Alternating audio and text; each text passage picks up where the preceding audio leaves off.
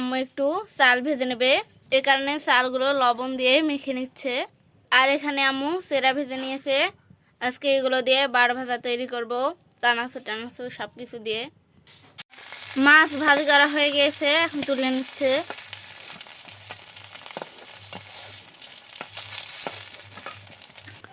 সুপ্রভাত বন্ধুরা, কেমন আছেন সবাই? আশা করি ভালো আছেন। তো village blog with Mim YouTube চ্যানেলে আপনাদের সবাইকে স্বাগতম।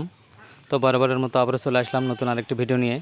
তো বেশ কয়েকদিন ধরে কোটা আন্দোলন নিয়ে দেশের মধ্যে একটা অস্থিতিশীল পরিস্থিতি বিরাজ করতেছিল। তো আল্লাহর রহমতে সেটা কেটে গেছে এবং দেশে আবার নতুনভাবে সব কিছু স্বাভাবিক হয়ে আসছে।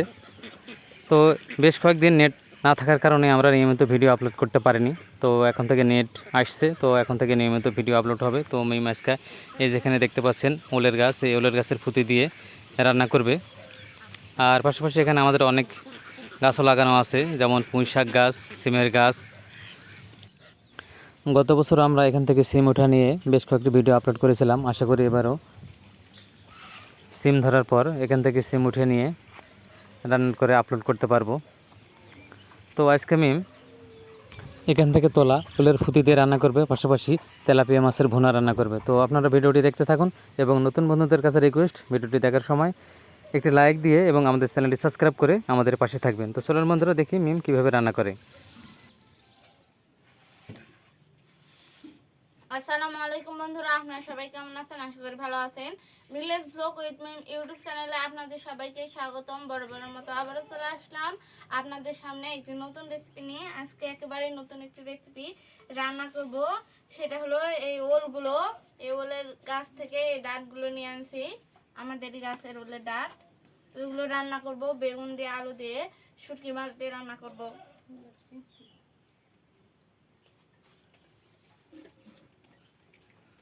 রানবাবু, তোমার মুরগ আসছে, ওই যে তোমার পিছনে। থাক থাক, খাক খাক খাক খাক। এগুলোকে ওলের ফুটি বলে। তো এগুলো কোনোদিনই আমি রান্না করিনি, আম্মু শুধু একদিন রান্না করে খাওয়াইছিল, তো খেতে ভালো লাগছিল। এ কারণে আজকে আপনাদের সঙ্গে এই ওলের ফুটির রেসিপিটা শেয়ার করছি। তো আশা করি আজকের ভিডিওটি আপনারা না টেনে সম্পূর্ণ দেখবেন।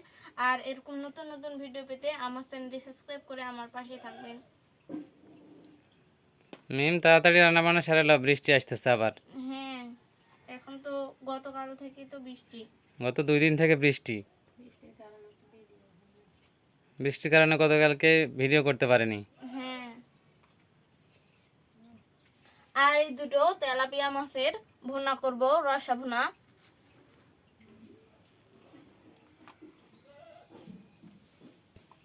আমি এখানে আলু আর বেগুন কেটে নেবো, আর আম্মু ওলের ফুতিগুলো কেটে নিই, এগুলো আমি কাটতে পারি না।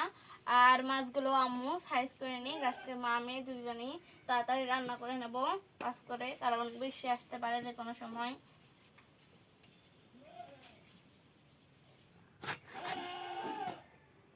আম্মু মাছগুলোকে সাইজ করে কেটে নিল।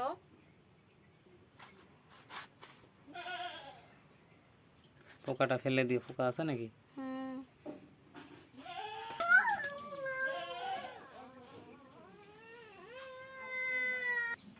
এই কাটা বাসা শেষ হয়ে গেলেই সকালে নাস্তা করে তাড়াতাড়ি রান্নায় বসে যাবো।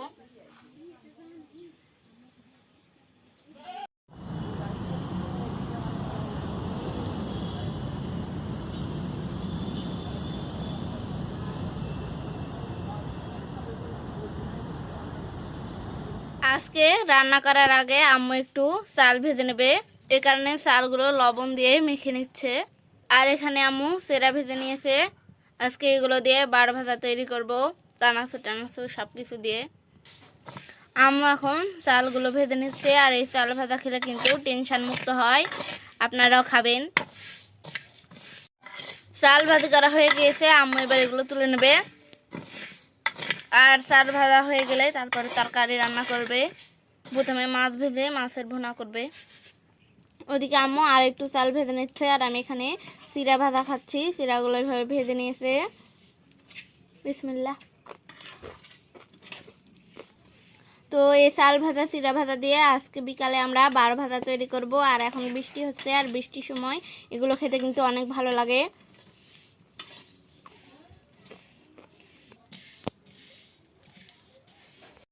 মাছ ভাজি করার জন্য আম্মু এখন তেল দিয়ে দিল। এবার হলুদ লবণ মরিচ দিয়ে মেখে রাখা এই মাছগুলো দিয়ে দেবে গরম তেলে।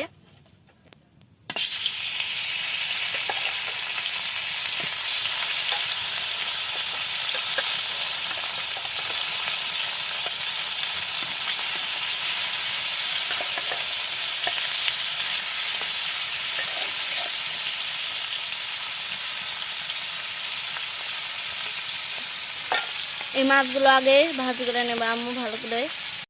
মাছ ভাজি করা হয়ে গেছে, এখন তুলে নিচ্ছে।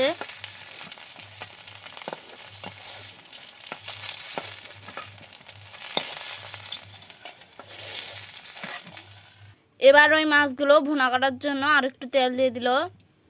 পেঁয়াজ কুচি, কাঁচামরিচ কুচি, সব রকমের মশলা বাটা দিয়ে দিল। মরিচের গুঁড়া, হলুদের গুঁড়া আর লবণ দিয়ে দিল। মশলা কষানো হয়ে গিয়েছে, এবার ভেজে রাখা মাছগুলো দিয়ে দিচ্ছে।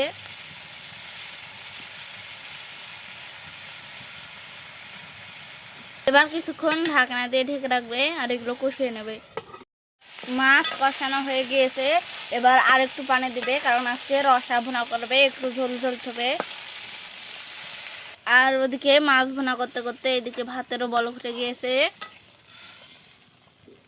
তো এই ঝোলগুলোর বলক উঠলেই হয়ে যাবে মাছের রসা ভুনা। মাছের রসা ভুনা হয়ে গিয়েছে, এখন নামিয়ে নেবে। এবার শুটকি মাছের তরকারি রান্নার জন্য তেল দিয়ে দিল। পেঁয়াজ কুচি, কাঁচামরিচ কুচি, সব রকমের মশলা বাটা, শুকনা মরিচ বাটা, স্বাদ মতো লবণ, হলুদের গুঁড়া আর মরিচের গুঁড়া দিয়ে দিল, তেজপাতা, ডাল। এবার চিংড়ি মাছ আর সামুদ্রিক মাছের শুটকি দিয়ে দিল। সব রকমের মশলার সাথে এই দুই শুটকি মাছগুলো ভালো করে ভেজে নেবে। শুটকি মাছের তরকারি রান্না করলে এইভাবে আগে সব মশলার সাথে শুটকি মাছগুলো ভেজে নিলে আর গন্ধটা থাকে না, খেতেও ভালো লাগে। মশলাগুলো ভাজা হয়ে গেছে, এবার একটু পানি দিয়ে দিবে। এবার ওলের ফুটি, আলু আর বেগুন দিয়ে দিল আম্মু। তো এই সব সবজিগুলো এখন ঢাকনা দিয়ে ঢেকে রাখবে আর ভালো করে কষিয়ে নেবে। তো আম্মু দিকে সবজিগুলো কষিয়ে নিচ্ছে আর আমি এদিকে চলে আসলাম হাঁস দেখতে। হাঁসগুলো দেখি জমির দিকে গেছে না পাহাড়ে উঠে আছে, পুকুরে তো নেই। ওই তো আমাদের হাঁস উপরে উঠে আছে, গোসল করে এখন গাছ উল্কাচ্ছে। কারো কারো হাঁস আবার জমির দিকে চলে আসছে। তো এখন হাঁসেরা যদি জমির দিকে আসে তাহলে ধানগুলো নষ্ট হয়ে যাবে। এ কারণে বারবার হাঁস দেখতে আসি, যাতে ধানগুলো না নষ্ট হয়। আর আজকের আকাশটা সকাল থেকে মেঘাচ্ছন্ন, কিন্তু এখনো বৃষ্টি হয়নি, বিকালের দিকে হয়তো বা হতে পারে। আকাশটা দেখতে কিন্তু অনেক সুন্দর লাগছে, আর আজকে সূর্যের তাপও সেরকম নেই। তো আমি এখন বাসার দিকে যাই, দেখি আম্মুর সবজিগুলো কষানো হলো নাকি। সবজিতে কিন্তু আজকে হয়তো বা বেশি পানি হবে না, ঝোল অত রাখবে না, কারণ মাছের তো রসা ভুনা করলো। তো দেখে আসি কষানো হলো নাকি। অনেকক্ষণ তো হলো হাঁড়ি দেখতে আসলাম। তো বন্ধুরা, তরকারি কষানো হয়ে গিয়েছে, সুন্দর করে একবারে কষিয়ে নিয়েছি। আম্মু কষাচ্ছিল, তো আমি একটু কষিয়ে নিলাম। এবার পানি দিয়ে দেবো পরিমাণ মতো। অল্প একটু পানি দেবো, দিয়ে আর একটু জাল দিয়ে তারপরে নামাবো। শুটকি মাছের তরকারি রান্না হয়ে গিয়েছে, এখন নামিয়ে নেব। দেখুন বন্ধুরা, কত সুন্দর কালার এসেছে। আশা করি খেতে অনেক ভালো লাগবে। একবারে কষা কষা করেছি, ঝোল থইনি কোনো, সেরকম লাগবে আজকে কিন্তু খেতে দুপুরবেলা।